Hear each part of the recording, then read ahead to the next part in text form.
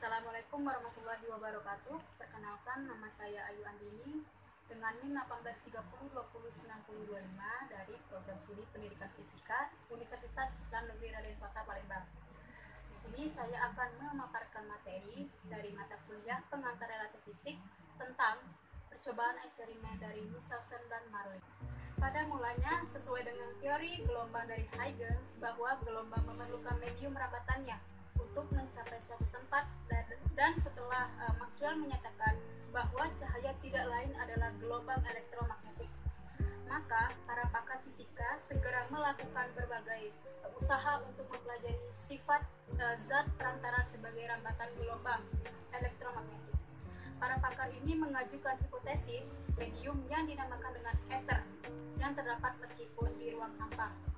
Mengenai ether tersebut, apa sih ether itu? Nah, ether itu adalah medium yang dahulu didalilkan sebagai medium perambatan cahaya. Nah, konsep ether sendiri dibuat untuk menjelaskan kemampuan cahaya yang tampaknya bersifat gelombang merambat melalui ruang hampa, sesuatu yang seharusnya tidak bisa dilakukan oleh gelombang. Selanjutnya, pada tahun 1887, seorang ilmuwan fisika berkebangsaan Amerika Serikat yang bernama Albert Michelson dan Edward Marley, atau biasanya disebut Michelson-Marley, dalam percobaannya yaitu mengukur kelajuan ether dengan menggunakan interferometer. Hakikat percobaan ini membandingkan kelajuan cahaya sejajar dan tegak lurus pada gerak bumi mengelilingi matahari. Baiklah, di sini saya akan mengilustrasikan gambar ether. Di sini ada sebuah lingkaran.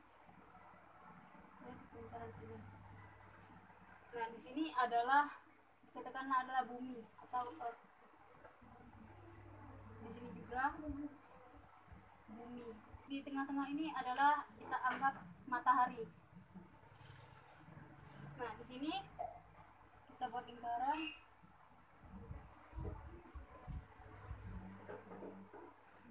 Dan bumi ini berputar mengelilingi matahari. Ini juga.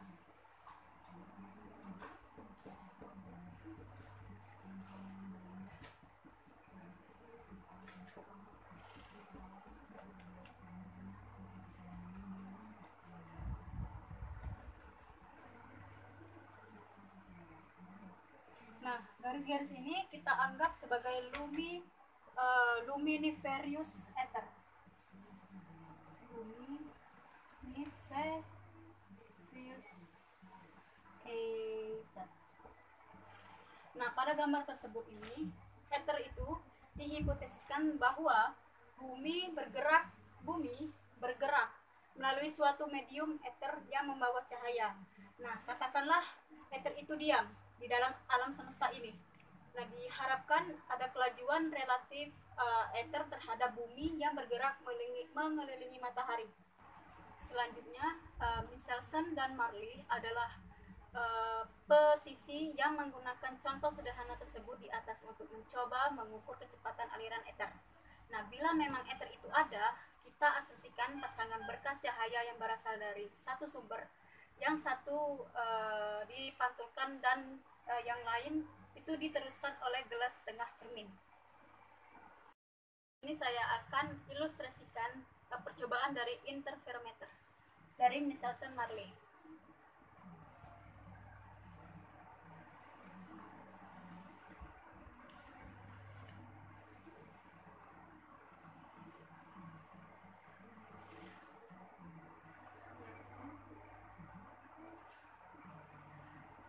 Di sini adalah C1 dan di sini adalah C2. Terus gambar ini itu kita katakan gelas setengah cermin.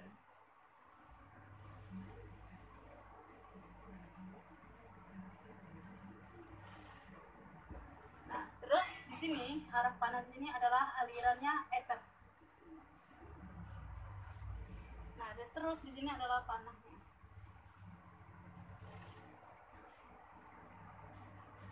Nah, dari gambar tersebut ini, di sini adalah layar dari pengamatan.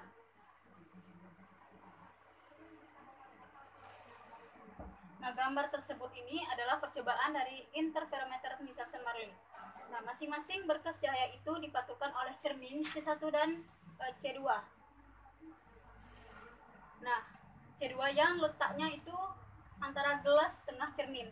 Nah, apabila kecepatan cahaya itu sebesar 3,3 kali 10 pangkat 8 meter per sekon dan kecepatan ether itu relatif terhadap bumi sama dengan kecepatan tangan sial bumi mengelilingi matahari, yaitu sebesar 3 kali 10 pangkat 4 meter per sekon. Nah, sehingga diharapkan ada selisih waktu antara TA dan TB. Selanjutnya, adanya selisih waktu itu diharapkan antara gelombang cahaya yang berasal dari pantulan cermin C1 dan C2 akan timbul perubahan pola-pola hasil interferensi yang terjadi pada layar pengamatan. Akan tetapi selama percobaan itu tidak pernah teramati adanya perubahan pola-pola interferensi yang terjadi.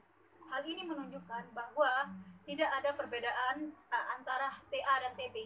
Berdasarkan percobaan ini, Michelson dan Marley itu menyimpulkan bahwa yang pertama itu adalah hipotesa tentang ether itu tidak benar, artinya ether itu tidak ada.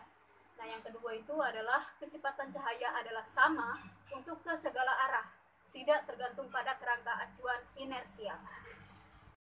Baiklah, sekian dari materi yang telah saya sampaikan ini tentang percobaan Michelson dan Marley. Apabila ada yang kurang jelas dan kurang tepat, saya mohon maaf. Saya akhiri. Wabillahi taufiq wal hidayah. Wassalamualaikum warahmatullahi wabarakatuh.